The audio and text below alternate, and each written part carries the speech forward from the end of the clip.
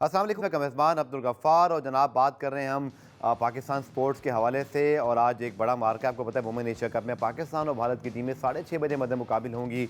इसके हवाले से पूरा में बात करेंगे। पाकिस्तान का जो पेरिस ओलंपिक्स के लिए पहला दस्ता है, ख़ासतौर पर शूटर से हमें बड़ी उम्मीदें हैं, अरशद नदीम से। तो शूटर्स हमारे जो है रवाना हो रहे हैं और अरशद नदीम भी कुछ दिनों में जाएंगे, तो उस हवाले से भी पूरा में आपको कुछ रिपोर्ट दिखाएंगे। और फिर पाकिस्तान क्रिकेट में जो तब्दीलियाँ आनी हैं उनके हवाले से भी हम जो है वो अपने मेहमान से बात करेंगे। और प्रोग्राम के आखिरी 2 हिस्से हमने मुख्तस किए आपकी उस जो है फरमाइश के ऊपर जो कि आप कर रहे हैं कि कज़ाफ़ी स्टेडियम, नेशनल स्टेडियम कराची और फिर पाकिस्तान के जो दीगर स्टेडियम है, बाकी रेनोवेशन कहाँ तक पहुँची है। स्पेशली कज़ाफ़ी स्टेडियम लाहौर में एक प्रॉपर रेनोवेशन और जो है वो तदीन और आराइश हो रही है चैंपियंस ट्रॉफी के हवाले से। उसके हवाले खुसूसी आपको मनाजिर भी दिखाएंगे, उसकी इंसाइट भी बताएंगे। लेकिन पहले प्रोग्राम के फॉर्मेट के मुताबिक आप देखिए रीप्ले हेडलाइंस। तो जनाब आपने रीप्ले हेडलाइंस देखी और इसके जैसा कि आपने पूरा इस रीप्ले हेडलाइंस में देखा कि पाकिस्तान ने 4 रोज़ा मैच में पाकिस्तान शाहीन से बांग्लादेश के खिलाफ बड़ी शानदार परफॉर्मेंस दी है। 2 विकेटों में पाकिस्तान ने जनाब 375 रन बना डाले। और याद रखिएगा कि ये डारवन में पाकिस्तान टीम ऑस्ट्रेलिया में मौजूद है। जैसन गिलिस भी पाकिस्तान आए थे, जिनका इंटरव्यू भी आपने रीप्ले में देखा। वो ये शाहीन की टीम लेकर जो है वो गए हैं ऑस्ट्रेलिया, और जहां पर पहले जो है वो 4 रोज़ा मैचेस खेले जाएंगे, रेड बॉल, उसके बाद फिर T20, जिसमें फिर पाकिस्तान शाहीन की कप्तानी मोहम्मद हारिस करेंगे। तो एक इंटरेस्टिंग टॉपिक है जिसे बात करेंगे हम आगे चल के, चूँकि शाहीन पाकिस्तान जाकर बांग्लादेश के खिलाफ तो ज़रूर रेड बॉल मैच खेला, लेकिन याद रखिएगा कि हमारे T20 मैचेस ऑस्ट्रेलियन टीमों के खिलाफ भी हैं। और मोहम्मद हुरैरा, आपको पता है कि शुएब मलिक के ये भांजे भी हैं, बड़ी शानदार इन्होंने सेंचुरी बनाई। इसी तरह साहबजादा फरहान और उमर अमीन की सेंचुरी पार्टनरशिप भी की। तो good start for Pakistan Shaheen, और एक अच्छी जो है वो लर्निंग कर्व है इन खिलाड़ियों के लिए जो कि पाकिस्तान से बाहर जाकर क्रिकेट खेल रहे हैं। अब बात करते हैं जनाब कुछ हम ओलंपिक्स के हवाले से। पेरिस ओलंपिक्स जो है उनकी आमद है और हम ज़रूर जो है इस हवाले से प्रोग्राम में स्पेशली आपके साथ सेगमेंट भी शेयर करेंगे। ओलंपिक्स की तारीख के हवाले से पैकेजेस भी होंगे, इंशाल्लाह अगले हफ्ते से हम ये शुरुआत करेंगे। लेकिन पाकिस्तान की जो शूटर्स हैं उन्होंने बड़ी अच्छी तैयारी की है। याद रखिएगा कि पाकिस्तानी शूटर्स ने पेरिस ओलंपिक्स में ना तो वाइल्ड कार्ड और ना किसी कोटे, बल्कि अपनी परफॉर्मेंस और अपनी शानदार रेटिंग और अच्छी जो इनकी परफॉर्मेंस है इंटरनेशनल लेवल, उसकी बुनियाद पर क्वालिफाई किया है। और इनसे हमें बड़ी उम्मीदें हैं कि हमें पेरिस ओलंपिक्स में 92 से पाकिस्तान ने कोई ओलंपिक्स में मेडल नहीं जीता, तो ये जो हमारे शूटर्स हैं ये हमारे लिए इस बार अरशद नदीम के साथ मेडल्स की उम्मीद बने हुए हैं। गुलाम मुर्तज़ा की रिपोर्ट देखते हैं, जिसमें लाहौर के अंदर हमारे शूटर्स पेरिस ओलंपिक्स के लिए तैयारी करते रहे। पुरएतमाद तजर्बाकार पाकिस्तानी शूटर गुलाम मुस्तफा तीसरी मर्तबा ओलंपिक्स में पाकिस्तान की नुमाइंदगी करने को तैयार। हदफ पर नजरें जमाए, ठीक ठीक निशाना लगाना गुलाम मुस्तफा के लिए कोई मुश्किल काम नहीं।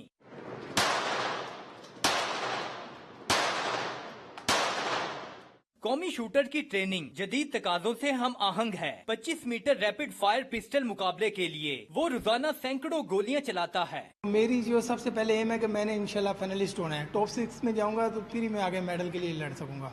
कौमी शूटर के मुताबिक शूटिंग में फोकस और बाजुओं पर कंट्रोल होना बहुत जरूरी है। जो अभी ट्रेनिंग हो रही है वो इस लेवल की हो रही है कि हम जो है ना इंशाल्लाह अपने बिल्कुल पीक पे हैं कि हम जो वर्ल्ड कप में और एशियन में पाकिस्तान की नुमाइंदगी कर चुके हैं, तो हम बहुत करीब हैं। तो हम इंशाल्लाह उम्मीद करते हैं कि इस दफ़ा हम पाकिस्तान के लिए जो है ना वो अच्छा परफॉर्म करके और पाकिस्तान के मेडल जीत के लाएं। गुलाम मुस्तफा के अलावा 10 मीटर एयर पिस्टल शूटिंग के मिक्स्ड मुकाबलों में गुलफाम जोसेफ भी इन एक्शन में नजर आएंगे। ओलंपिक्स के आलमी मुकाबले 26 जुलाई से पेरिस में शुरू हो रहे हैं। कैमरामैन आरिफ रहमत के साथ गुलाम मुर्तजा, डॉन न्यूज लाहौर। तो जनाब पेरिस ओलंपिक्स में पाकिस्तान की जो नुमाइंदगी है वो 18 रुकनी दस्ता पाकिस्तान का करेगा, जिसके अंदर 3 शूटर्स और 2 ऑफिशियल्स हैं। अब वो जो है वो पेरिस रवाना हो गए हैं, जिसमें शूटिंग टीम में कशमाला तलत हैं, जिनमें आपको याद है हमारे पुराने में शिरकत की थी, बड़ी अच्छी परफॉर्मेंस दी, एशिया के अंदर रैंकिंग भी हासिल की। गुलाम मुस्तफ़ा बशीर ने बड़ी अच्छी परफॉर्मेंसेस दी हैं। गुलफाम जोसेफ भी अच्छी इंटरनेशनल परफॉर्मेंस के बाद पहुँचे हैं। और इसी तरह स्विमर जहारा अरशद नदीम इफ्तिताई तकरीब में कौमी दस्ते की क़यादत करेंगे।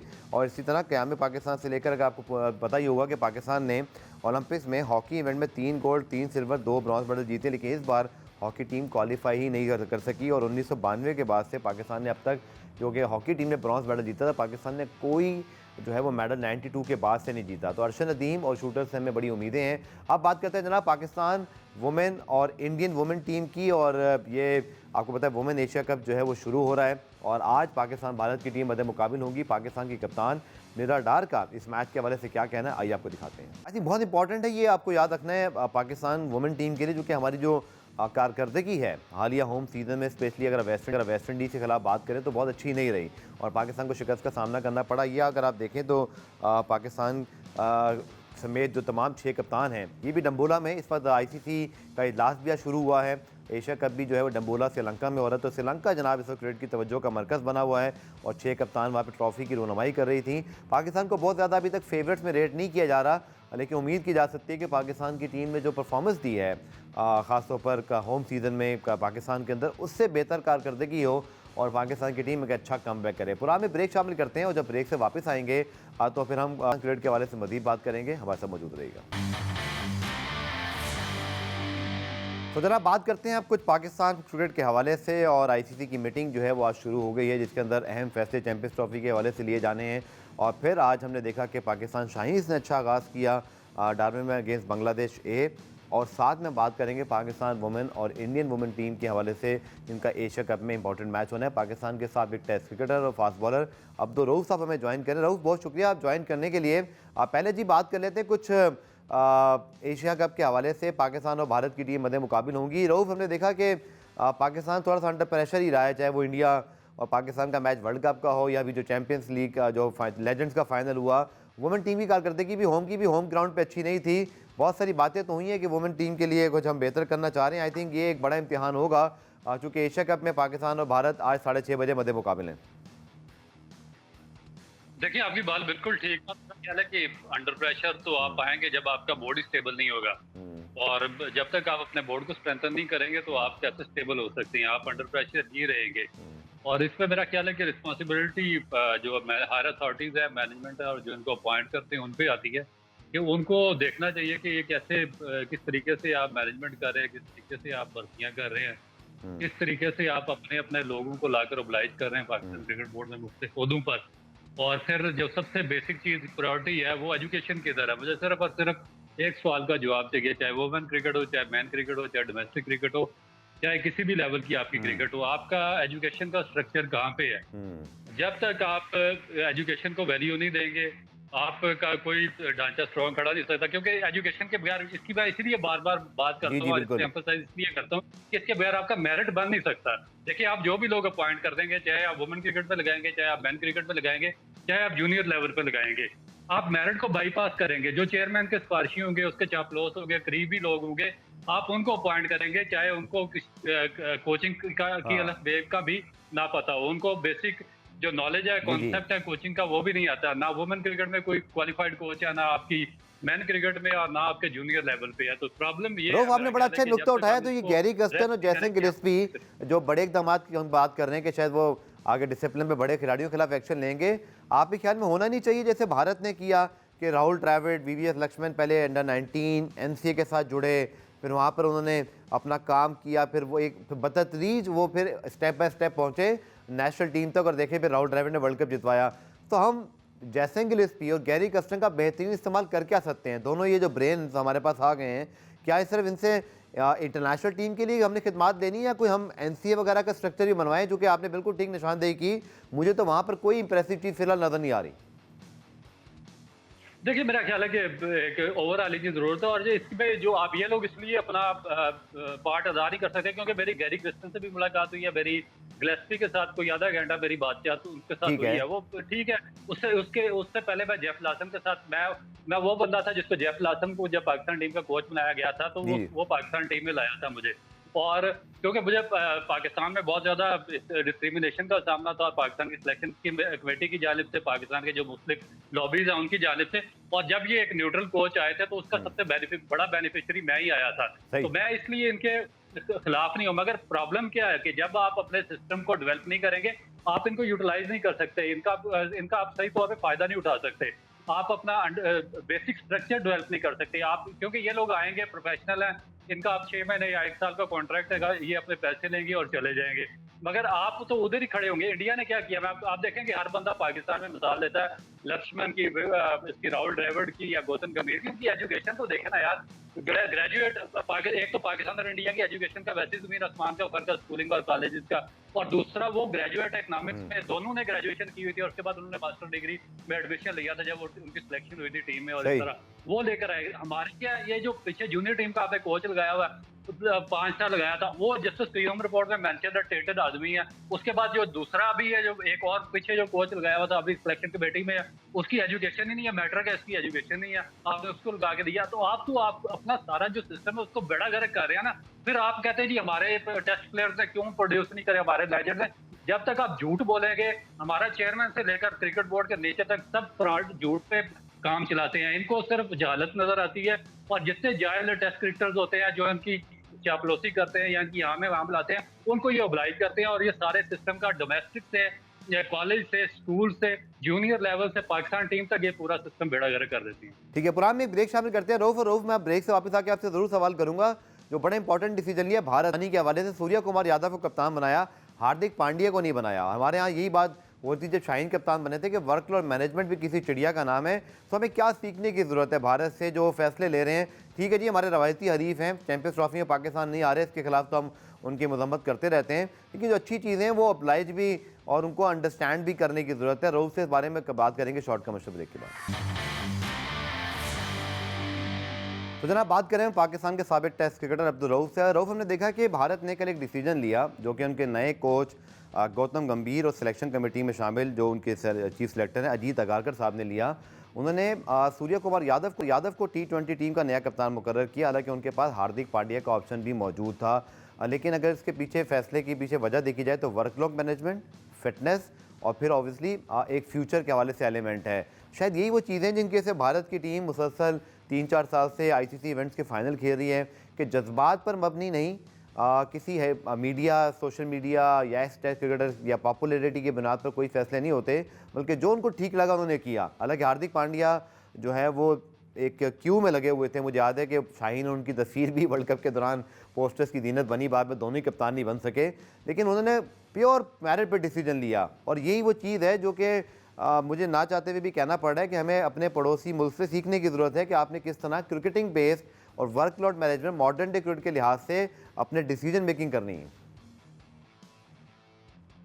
देखिए, ये जो आपकी पूरी सोशल मीडिया में और पूरे क्रिकेट बोर्ड में और आगे पूरे पाकिस्तान में ये जो बहस चल रही है ना, ये आपके जो आपने क्वेश्चन किया ना, इसी के गिर्द घूमती है। और ये बहुत ही ज्यादा इंपॉर्टेंट क्वेश्चन है। मेरे ख्याल में सिर्फ इंडिया नहीं है बल्कि पूरी दुनिया में आप देख लें कि ऑस्ट्रेलिया देख लें, उन्होंने कमिंस को वर्ल्ड कप कमिंस ने जितवाया, उसके बाद उससे जो टेस्ट चैंपियनशिप है वो ऑस्ट्रेलिया को जितवाई, मगर उसके बाद उन्होंने रिप्लेस करवा दिया उसको और उसके बाद मिचेल मार्श को उन्होंने कैप्टन बना दिया। फिर आप साउथ अफ्रीका देख लें, उन्होंने मार्करम को कैप्टन बनाया। फिर आप इंग्लैंड की टीम देख लें, उस समय उन्होंने जो आपके जो दुनिया के नंबर 1 ऑलराउंडर है जो बेन स्टोक्स है, उन्होंने T20 में उससे पार्टिसिपेट ही नहीं किया। उन्होंने यंग जो प्लेयर्स हैं उनके लिए जगह छोड़ी और उन्होंने कहा अपना पूरा फोकस टेस्ट क्रिकेट पे करना चाहता हूँ। और उससे पहले उससे भी बड़ी एग्जांपल जेम्स एंडरसन और स्टीवर्ट ब्राड की है। फिर केन विलियमसन है जो न्यूजीलैंड के कैप्टन थे, उन्होंने रिजाइन कर दिया। हमारे एक ऐसे ही ड्रामा पाकिस्तान क्रिकेट बोर्ड का जो देखिए, जब तक आपकी मैनेजमेंट टोटल इनकम्पिटेंट लोगों पे और सिफारशी लोगों पर और पॉलिटिकली जो इन्वॉल्व लोग होते हैं उन पर मुश्तमिल होगी, आपका पूरे सिस्टम का बेड़ा गर्क रहेगा। आप मीडिया में भी रोलिंग स्टोन बनेंगे, आप इंटरनेशनल आपकी लॉबी भी नहीं हो सकेगी, आप अपने मुल्क के अंदर भी लीलो ख्वार होंगे और बाहर की दुनिया में भी आप पूरे पाकिस्तान का मजाक बनवाएंगे। और ये बिल्कुल एग्जैक्टली ये बनवा रहे हैं। और पिछले 10-12 साल से मैं ये ड्रामे देख रहा हूँ कि ये किस तरीके से अपनी जहालत के जरिए पाकिस्तान क्रिकेट को उन्होंने लीलो ख्वार करके रख दिया है। ये क्या करते हैं, ये रिश्तेदारों को लाते हैं, इंपॉर्टेंट सीट्स पर लाते हैं, उनके मैनेजमेंट में लाते हैं, उनको पाकिस्तान क्रिकेट बोर्ड में लाते हैं। वो आगे अपने भांजे, भतीजे, बेटों, रिश्तेदारों, बीवियों के रिश्तेदारों, उनकी आगे उनके फलानों के रिश्तेदारों को सबको वो मिलिया मेड करके ना वो इकट्ठा करके उनको वो सिलेक्ट करके एक मलबूबा बनाते हैं, जिसमें जो जेन्युइन बच्चा होता है वो सफर करता है और इनके बच्चे प्रमोट होकर ऊपर चले जाते हैं। नुकसान किसका होता है? पाकिस्तान का होता है, क्योंकि नेचुरल टैलेंट सईद अनवर अगर आपको चाहिए, आपको राशिद लतीफ चाहिए, आपको वसीम अकरम चाहिए, आपको वकार यूनुस चाहिए, वो आपको नेचुरल टैलेंट से मिलेगा। वो आपको यहाँ ये अकेडमी में इनके बच्चों, भतीजों या बांजू से नहीं मिलेगा। आप इनका एक एक बच्चा, भतीजा और बांजा उठा के देख लें, सबके सब सिफारशी हैं, सबके सब बेनिफिशियरी हैं सिस्टम के और सबके सब अपने मफादात के लिए खेलते हैं, अपनी एवरेज सीधा करते हैं और पाकिस्तान के बेनिफिट को धकेल देते हैं। वर्ल्ड कप में भी आपके साथ ये हुआ है, एशिया कप में भी ये हुआ। पीछे आप 6 सीरीज जो खेले हैं आप आ रहे हैं, जी जी सब में आप इन लोगों की वजह से आ रहे हैं। और फिर आप बार बार उन्हीं लोगों को पाकिस्तान क्रिकेट बोर्ड में आला उहदों पे बार बार ओब्लाइज करते हैं। और आपने अभी इंडिया की मिसाल दी है। इंडिया में मुझे कोई एक बंदा बता दे जिसका बेटा भतीजा भांजा रिश्तेदार कोई कह रहा हो और वो इंडियन क्रिकेट बोर्ड में लगाओ, किसी का कुछ भी नहीं है। वो न्यूट्रल एक उनका थिंक टैंक है, वो काम करता है। उनको पता है कि कौन से वर्कलोड मैनेजमेंट किसकी करनी है, बायोमैकेनिक्स किस प्लेयर के सीधे करने हैं, या उसके बाद जो फिटनेस है उस पर कैसे काम करना है, उनके न्यूट्रिशन पे कैसे काम करना है, जिसकी साइकोलॉजिकल अपब्रिंगिंग होने वाली होती है उसकी उस चीज पे काम किया जाता है। यहाँ पे जो आपके थिंक टैंक है उनकी एजुकेशन ही मैटर है। उनको साइकोलॉजी की स्पेलिंग नहीं लिखने आते, उनको न्यूट्रिशन के स्पेलिंग नहीं लिखने आते। आप मुझे ये जो अपने कोचिंग मैनेजमेंट और सिलेक्शन कमेटी लगाई हुई है मेरे सामने बिठाएं, अपने कोचेज बिठाएं, मैं इनसे 4 सवाल पूछता हूँ, मुझे इस पर जवाब दे दें। मैं क्रिकेट पे बात करना छोड़ दूंगा। तो जब आपकी क्रिकेट बोर्ड का ये हाल होगा, आप जहालत को प्रमोट करेंगे, आप एजुकेशन को नीचे रखेंगे, तो फिर आप पूरी दुनिया में इसी तरीके से रुसवा होंगे। रूफ, आखिरी सवाल आपसे। अब भारत ने तो डिसीजन ले लिया, लेकिन हमने अभी तक कोई डिसीजन लिया नहीं है कैप्टनसी के ऊपर। ठीक है, टेस्ट के कैप्टन शान मसूद हैं, लेकिन आपको क्या लगता है हमें फिर वनडे और T20 में हमारी अप्रोच क्यों होनी चाहिए? क्या हमें कप्तान की ज़रूरत है? आप कोई नाम सजेस्ट कर सकते हैं आपके ध्यान में? कोई हम सूर्य कुमार यादव, कोई माजी की तरह, ग्राहम स्मिथ की तरह कोई नया कप्तान लाना चाहें? यार इन्होंने कुछ हमारे लिए कोई चीज छोड़ी ही नहीं है ना। ये पहले सारा इन्होंने बेड़ा ही गर्क कर दिया हर चीज का। इनको पता ही नहीं कैप्टन किसको बनाना है। हर चीज को छिपा के रखते हैं, हर चीज को अंडर कारपेट रखते हैं। इस तरह सोच सोच के सूंघ के जी फलाने का रिश्तेदार मैंने बनाया, वो ना नाराज हो जाए, फलाना टीवी पे मेरे खिलाफ ना बोल जाए, फलाना आके मेरे खिलाफ लॉबिंग ना कर दे, फलाना आगे ऊपर जाके पॉलिटिकल क्यादत से मिलकर मेरी सीट ना छीन ले। तो जब ये हमारे अंदर खौफ होगा, हम कैसे कैप्टन बना सकेंगे और किसी को डेवलप कर सकेंगे ना? हम नीचे से ग्रास। लेकिन अगर मैं आपसे ओपिनियन लूं, बाबर आजम को वनडे T20 का कप्तान बरकरार रहना चाहिए या आप ही क्या राय, अगर मैं आपकी सिर्फ ओपिनियन लेना चाहूं? देखिए बिल्कुल भी मेरा उसका ट्रैक रिकॉर्ड देखिए, वो no doubt is one of the finest batsman और one of the finest product है पाकिस्तान की, जो पिछले पाकिस्तान ने 2 डिकेड्स में प्रोड्यूस किया है। मगर उसके बावजूद वो कैप्टनसी के काबिल नहीं है। उसके आप जो फैसले देख लें उसमें उसकी कैप्टनसी की रिफ्लेक्शन नजर आती है कि कोई एक ऐसा उससे डिसीजन इंपॉर्टेंट टाइम पे नहीं लिया जिससे पाकिस्तान को कोई फायदा होता है या पाकिस्तान को इंपॉर्टेंट मैच जीत गया था। ठीक है, चलिए बहुत बहुत शुक्रिया आपका। इंशाल्लाह नेक्स्ट वीक भी इस हवाले देंगे। पुरान में ब्रेक लेते हैं, ब्रेक से वापस आकर कज़ाफ़ी स्टेडियम और दीगर जो हमारे स्टेडियम उनकी रेनोवेशन में बात करेंगे शॉर्ट कमर्शियल ब्रेक के बाद। प्रोग्राम के आखिरी हिस्से में बात करते हैं खासतौर पर सोशल मीडिया पर आपने बहुत ज़्यादा सवाल पूछे कि जो पाकिस्तान में स्टेडियम की रेनोवेशन है चैंपियंस ट्रॉफी के हवाले से वो कहाँ तक पहुँची, और स्पेशली उसका आगाज़ जो है कज़ाफ़ी स्टेडियम लाहौर से हुआ है, जहाँ पर इस वक्त बड़े पैमाने पर तज़ीन और आराइश का काम जारी है। हमारे नुमाइंदे गुलाम मुर्तज़ा उन्होंने हमें ज्वाइन किया। गुलाम मुर्तज़ा, तफसीली बताइएगा, असल प्लान है क्या चैंपियंस ट्रॉफी के हवाले से? कौन से वो एरियाज़ हैं जिन पर स्पेशली फोकस किया जा रहा है? क्योंकि जो हमने फुटेजेस देखी हैं बहुत ज़्यादा लग रहा है कि रेनोवेशन के साथ साथ एक रीस्ट्रक्चरिंग भी हो रही है, ख़ासतौर पर जो मेन बिल्डिंग के हवाले से। तो डिटेल बताइएगा कि पूरा प्लान है क्या और फिर ये कंप्लीट कब तक होने का इम्कान है? जी, पाकिस्तान क्रिकेट बोर्ड की जानिब से जो चैंपियन ट्रॉफी की तैयारियों में सबसे पहली जो उनका फोकस है वो स्टेडियम्स की रेनोवेशन है, जिसमें कज़ाफ़ी स्टेडियम लाहौर शामिल है, कराची का स्टेडियम भी शामिल है और रावलपिंडी का स्टेडियम भी शामिल है। कज़ाफ़ी स्टेडियम की मेन बिल्डिंग जो फिरोजपुर रोड एंड पे वाक़ई थी, उसको मुकम्मल तौर पर डिमोलिश कर दिया गया है। उसके अंदर 2 ड्रेसिंग रूम्स बनाए गए थे दोनों टीमों के लिए, मेजबान टीम और मेहमान टीम के लिए, उसको भी खत्म कर दिया गया है। वो नई बिल्डिंग क्योंकि स्टेडियम का जो ग्राउंड है उससे थोड़ा दूर बनी थी, तो उसका व्यू बेहतर करने के लिए वो नई बिल्डिंग जो बनाई जाएगी वो बिल्कुल करीब लाई जाएगी। तो अब उसका मलबा उठाने का अमल जारी है। कुछ ही दिनों बाद उसकी बाकायदा तौर पे तामीर का भी आगाज किया जाएगा। जो मेन बिल्डिंग के अंदर उसी तरह पाकिस्तान क्रिकेट बोर्ड के ऑफिस होंगे, चेयरमैन पाकिस्तान क्रिकेट बोर्ड का ऑफिस होगा और दोनों टीमों के नए ड्रेसिंग रूम्स बनाए जाएंगे और उसे स्टेट ऑफ द आर्ट इस स्टेडियम को बनाने के लिए पाकिस्तान क्रिकेट बोर्ड की जानिब से हैवी मशीनरी का भी इस्तेमाल किया जा रहा है। अच्छा गुलाम मुर्तज़ा, प्लीज बताइएगा, जो कि फैंस पर्सपेक्टिव ये भी है कि जो हमारा व्यू है उसका क्या बनेगा, क्योंकि ये तो वीवीआईपीज़ के व्यूज़ हैं टीम का, तो फैंस के लिए कुछ इसमें है कुछ खास जो बताने के लायक है? जी, क्योंकि जो भी स्टेडियम से जितने स्टेडियम है पाकिस्तान के तीनों स्टेडियम, उनकी रेनोवेशन मरहलावार शुरू की गई है। और पहला जो फेज है उसमें कज़ाफ़ी स्टेडियम की मेन बिल्डिंग और साथ में बगल में जो लेफ्ट और राइट पे फजल महमूद इंक्लूयर और इमरान खान इंक्लूयर है, उनको भी गिराया गया, उनकी छतें भी गिरा दी गई हैं। Okay. उनका भी व्यू बेहतर करने के लिए वो भी इंक्लोजर्स दोनों ग्राउंड के बिल्कुल करीब लाए जाएंगे और उसके ऊपर भी ठीक है। हॉस्पिटैलिटी बॉक्सेस बनाए जाएंगे। तो पहले फेज में कदाफी स्टेडियम के अंदर जो दो इंक्लोजर्स हैं, फजल महमूद और जी। इमरान खान इंक्लोजर और मेन बिल्डिंग, उनका व्यू बेहतर किया ठीक जाएगा। है गुलाम मुर्तजा, टाइम की थोड़ी कमी है, मैं आपसे क्विक सवाल और कर लेता हूं कि हमने देखा कि जो अमेरिका में स्टेडियम थे और कुछ हमने वर्ल्ड कप में जो वेस्ट इंडीज के स्टेडियम देखे, उसमें जो स्पेक्टेटर्स के लिए चेयर्स या स्टैंड थे वो बड़े एक नए स्टाइल के हैं, जिस तरह का ना कि रेडीमेड स्टाइल या कह लीजिए कि एक बिल्कुल स्ट्रेट उसका लुक था। तो यहाँ पर जब ये इंक्लोजर बनते हैं तो जो सीटिंग कैपेसिटी, जो सीटिंग्स वगैरह है, वो किसी तरह से हम अपग्रेड कर रहे हैं या वही पुराने स्टाइल जो हमारे स्टेडियम में मौजूद है? कदाफी स्टेडियम के अंदर और अभी कराची स्टेडियम के अंदर भी नई चेयर्स इन्होंने लगाई हैं। Okay. तो इनकी कैपेसिटी बढ़ाई जाएगी और शायकीन के लिए ज्यादा अट्रैक्शन पैदा की जाएगी। पहले फेज में 2 इंक्लोजर और उसके बाद दूसरे फेज में भी 2 इंक्लोजर्स हैं। तो इसी तरह मरहलावार किया और जैसे इस वक्त हमारे पास चल रहा है अरबाब नियाज़ स्टेडियम पेशावर, जो कि हमारा पहला सेकंड टियर डबल टियर जिसको आप कह सकते हैं स्टेडियम है, तो क्या हम कज़ाफी में भी कुछ डबल टियर वाली तरफ जा रहे हैं कैपेसिटी बिल्डिंग के साथ, जो कि इस वक्त बड़ी खूबसूरत ये फुटेज लग रही है अरबाब नियाज़ स्टेडियम की। होपफुली यहाँ पर हम क्रिकेट भी बहुत जल्द होता हुआ देखें, पर ये भी बहुत ताख़ीर का शिकार हो गया। आई थिंक हम ये भी ज़रूर कहेंगे आज जो इस प्रोग्राम के तवस्सुस से अरबाब इख्तियार सूबाई हुकूमत के इस स्टेडियम को जल्द से जल्द तामीर करवाएँ। सो गुलाम मुर्तज़ा, क्या इस तर्ज पर जैसे अरबाब नियाज़ की तर्ज पर कोई हमारे पास जो डबल टियर है, इस तरफ भी जाएंगे हम?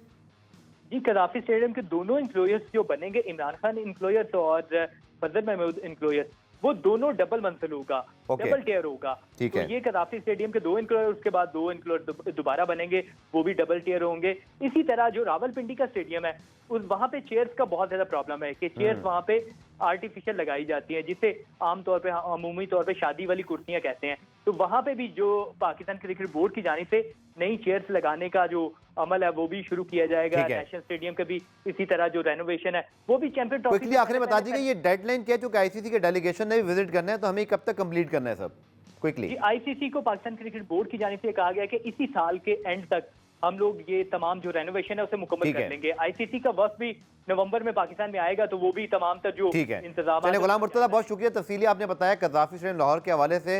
इंशाल्लाह हमारे जो दीगर रेनोवेशन जैसी वहाँ शुरू होती है कज़ाफी में तो प्रॉपर शुरू होगी, कराची में हल्का फुल्का काम शुरू हुआ है, इसके हवाले से दीगर स्टेडियम के हवाले से भी अपडेट आने वाले दिनों में आपको देंगे। प्रोग्राम रिप्ले में आज के लिए इतना ही, कल दोबारा से मुलाकात होगी, तब तक के लिए अल्लाह हाफ़िज़।